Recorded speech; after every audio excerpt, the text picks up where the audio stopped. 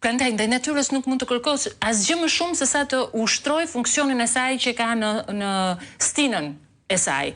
Por ajo që po ndodh me njerëzit sot, ju jeni duke parë pamjet, unë do të lidhem me Klajdi Bodllin. Klajdi, përshëndetje, ke ndjekur gjatë gjithë ditës situatën edhe në vendngjarje edhe në përmbytjet kur ka ndodhur dhe në protest. Më shpjego pak ky reagim i qytetarëve, si filloi? Si organizua? Sepse deri dje kemi diskutuar si ka mundësi ka një lloj qetësie për ta duruar pasojën e një situate që ka autor dhe të qartë. E kam Klajdin?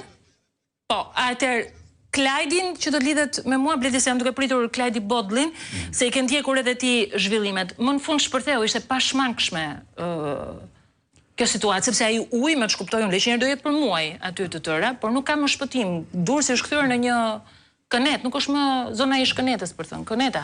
Shiko, ishëm duke diskutuar sot edhe me kolegët Saraçi dhe Hoxha për t'i vënë një emër kësaj që po ndodh. Dhe ajo që rezulton është që tha zoti Rama dje, që ka rënë shi dhe në vende tjera. Ka dhe bëri këtë idenë që shi bie dhe kjo gjë ndodh. Po në asnjë vend nuk kam parë me aq sa kam parë monitorimin që ti situata e kësaj natyre. Pra sigurisht që bie shiu, është një shi i cili bie dhe maksimumi uji tërhiqet, pra mund të bëjë një dëm, po maksimumi një ditor. Sot jemi në ditën e 4 të përmbytjeve, pra ka 4 ditë që Shqipëria është paralizuar në Durrës, me shumë gjasë të paralizohet edhe në Vlorë dhe në Fier në zonën që janë përreth. Po, situatat janë alarmante tyre. Arritëm që në mandatin e 4 të përmbysim literalisht edhe gjërokapitalisht. Si the Genci, vetëm më fal Bledi. Si the Genci edhe një herë? Jo. Jo, do të thoya që tha Bledi, nuk ndodh kur ke ne perëndim askund që qytetet kryesore të pushtojnë kështu nga uji, nuk ndodh ke neve. Shojmë fshatë, këtu po e vi, jo të shohësh Milionin, Marseillën, Bordeaux, të shohësh L'Itali, të shohësh Milano, të shohësh kjo Bledi, është një tragjedi. Është plus që ka thuar lumi dhe mori Durrës. S'ka lum. Reni kalon mes përmes Francës. Nuk do kampania e Francës në Po pra, pikërisht të përthënë. Të po thotë. Ku gjon, Danubi kalon mes përmes Austrisë, po nuk ndodh, nuk mendohet që Danubi të mbysi Vienën. E kupton, po aty ka hidrocentrale o Bledi. Vetëm Durrësit është patjetër pra, në Danub për shembull nga Viena, në gjithë Austrinë ka 8 hidrocentrale përgjatë gjithë Danubit që prodhojnë energji. Patjetër pra, është kaskada. Atë që të mbytet. Po s'është ky rasti i Durrësit. Rasti i Durrësit është rasti është më keq se kaq. Pse vum emrin? Edhe po mendoj një emër dhe kemi katastrofë natyrore. Kjo nuk është katastrofë natyrore, kjo është katastrofë shtetërore. Dhe konfirmimi i katastrofës shtetërore është për shembull nisja e hetimit sot nga ana e prokurisë së Durrësit për atë që kemi ne 4 ditë që e përmendim dhe ka plugu një 4 muaj, mos më shumë që e ka nxjerr hidrovori i Durrësit i ri. Është rasti konkret. Ka Piranja që në 2023-shin. Është hidrovor, është rasti konkret sepse sot kjo nuk është katastrofë natyrore, siç zoti Rama do donte ta mblidhte, do ta cilësonte, por është katastrofë shtetërore. Me qira fjalë tek qeveria. Si ka mundësi? Është dita e 4 të përmbytjeve dhe akoma nuk është mbledhur Komiteti i Emergjencave Civile. Do ta mbledh nesër tha kryeministri. Nesër është dita e 5 e situatës.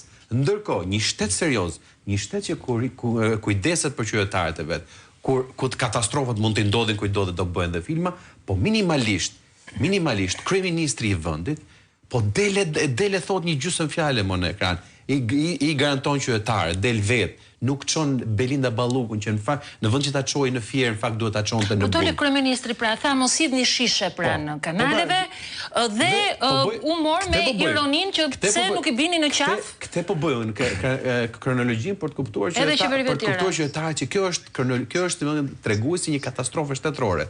Pra është shteti që ka dështuar, një shtet që nuk pastron dot kanalet.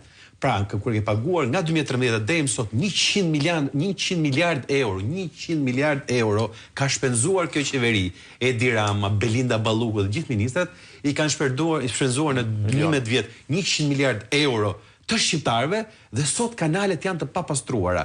Ky kryeministri që i thoshte qytetarëve shqiptar dhe që ju kanë mbytur bidonat që keni hedhur në kanale, u mori këtyre qytetarëve shqiptar 450 milion euro për ndërtuar incinerator, të cilët jo vetëm që do kishin ndjek çdo bidon të këtij vendi, po do kishin ndjekur teknikisht po të funksiononin dhe po të ekzistonin, edhe bidonat e Malitzi, edhe të Kroacisë, edhe të Maqedonisë, edhe të Greqisë, madje edhe të Rumanisë, të Bullgarisë bashk për të prodhuar energjinë. Sot nuk kemi as incinerator, sot kemi vetëm një kryeminist që i ka vjedhur qytetarët dhe që thotë që pisanjosat jeni ju që hedhni bidonet dhe nxjerr çmendurinë që thotë se po të kishte thonë që kanë rënë masi dheu dhe kanë bllokuar kanalet, edhe mund ta besoja. Po të thuash që bidona plastike kanë shkaktuar përmbrytje, kjo si më thon pastaj është fundi dhe kjo është fundi e tij, por nga ana tjetër është treguesi që ndoshta bashkë me lajmin e keq ka ardhur lajmi i mirë.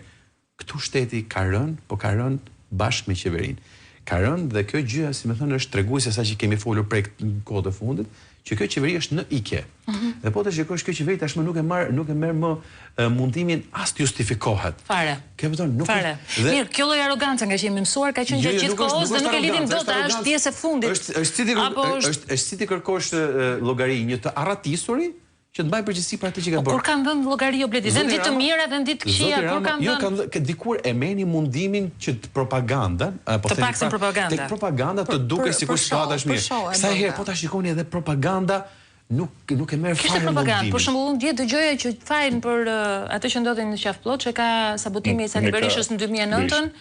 Apo ai është dëshpërim, pra marrim një njerëz i cili realisht unë bëj thirrje fëmijëve ta marrin ta fuzin shtëpi se gjynaf. Është profesor shkëndër. Më janë disa. Edhe gazetarët që intervistojnë, edhe ata që i japin mediat që i japin hapësirë kudo. Gazetarët që intervistojnë nuk mund të mos thonë që s'kan konflikt interesi me situatën që po ndodh. Se s'donë të bëjmë emra. Mirë, kështu që propaganda vazhdon ashtu, e kputur, po vazhdon. Gazetari që e orienton